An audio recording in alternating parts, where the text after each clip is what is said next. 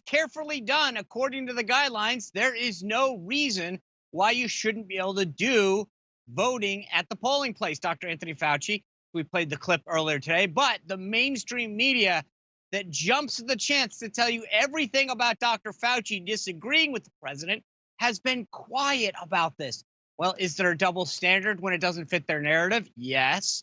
Joining us to discuss that, Dr. Sebastian Gorka, former White House advisor and host of America First on the radio. Seb, welcome back. For having me, guys. Good to be back. So let me ask you, are you shocked at all that once Fauci agrees with the president that you can vote safely in person, that there's silence from the left and the media? To quote my good friend Chris Plant, who has the morning show on WMAL, if the left didn't have double standards, they wouldn't have any standards at all. Could you imagine, Sean, if let's talk about another news item. Could you imagine if an FBI lawyer had pled guilty to forging a CIA document so that an administration could illegally surveil a presidential campaign of the other party? Could you imagine if that had been done by a Republican administration against a Democrat president? That story, which broke last week, would be in the front headline news for weeks. Where's that story? Where's it gone? Whether it's Fauci, whether it's masks, whether it's the success against the virus, if it doesn't feed the narrative of get Trump, it has to be memory hold. It has to be deep six. Yeah, well, speaking about that, Seb, I want to show you a few headlines from this weekend, changing gears a little bit, talking about Robert Trump, obviously President Trump's brother who passed away. So here's the Washington Post headline on it. Robert Trump, younger brother of President Trump, who filed lawsuit against niece, obviously talking about Mary Trump there, dies at 71. Benny Johnson, who we've had several times on the show, amongst many others, pointed it out, saying the Washington Post couldn't put politics aside for one night. They treated the leader of ISIS better than the brother of the president of the United States. So I don't know if you saw this, but last October, Washington Post obituary headline had described the late ISIS leader, Abu Bakr al-Baghdadi, as an austere religious scholar. But the Washington Post did change the headline a little bit and changed it to Robert Trump, younger brother of the president, dies at 71.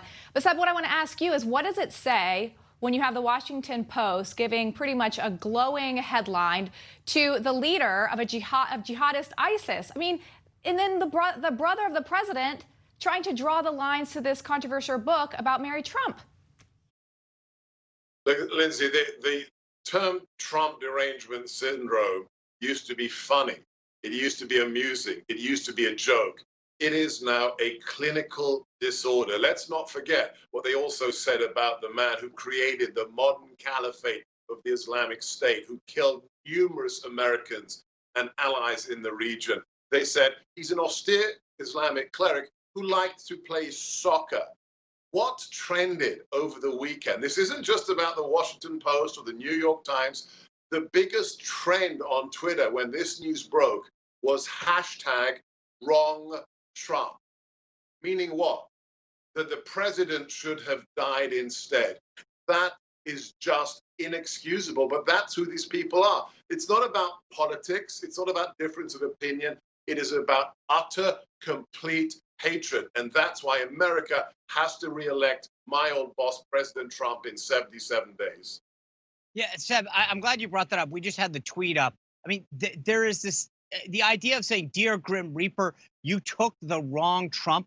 Bishop Talbot Swan, pastor, radio host, and president of the Springfield, Massachusetts branch of the NAACP. This is the NAACP saying it. And oh, by the way, not only is this inappropriate at the highest levels, but there's no coverage of it. It's barely, I mean, we're the only ones covering this, you on your show, us here, but the mainstream media has ignored this. Why isn't the NAACP being held accountable for this? You've got reporters, you've got folks on the left saying this kind of despicable thing at a time that should be reserved for mourning of the president's brother and his family. And this is the kind of crap they have to deal with. Yeah, well, would they do this with Barack Obama or a sibling of Barack Obama or Michelle or anybody else on the left? Look, Sean, you and I have been in the arena. You stood there at the press secretary's podium. I was deputy to the president. Now he's nominated me for another term. And we've been inside the machine. We've fought the political battles. But Sean, have you ever wished on your political opponent that they be dead? Because I haven't. Seb, this is a journalist. I want to read you what one journalist, a self-described journalist, says on Twitter. He says, "What did he promise the devil for the Grim Reaper to take #wrong Trump?" Journalist David Levitt. This is this is what people who are supposed to be giving us the news say about this. I mean, we all know about it. We talk about it all the time. The bias that exists. They don't hide it anymore, Seb.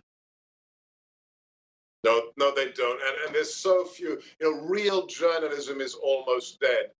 There's my colleagues at Sinclair, there's my show, there's what you do. There's some few handful of investigative journalists left, like John Solomon, Sarah Carter.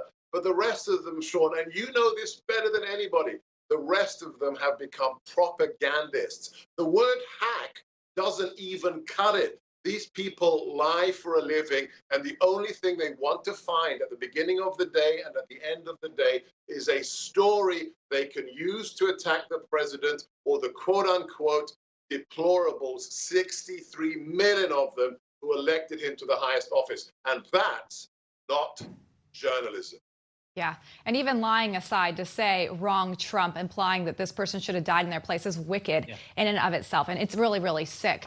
Seb, I want to switch gears just a little bit. The DNC starts tonight. We're going to ask our panel this later, but I want to get your take. Who do you think is the one speaker tonight that we're going to be talking about tomorrow? I don't know. The one that doesn't make as many gaffes as Biden's been making for the last, how many weeks was he in his bunker? 80, 90 days. The whole thing's a charade. It's a joke. I don't care about the DNC convention. I want to have an answer from Joe Biden.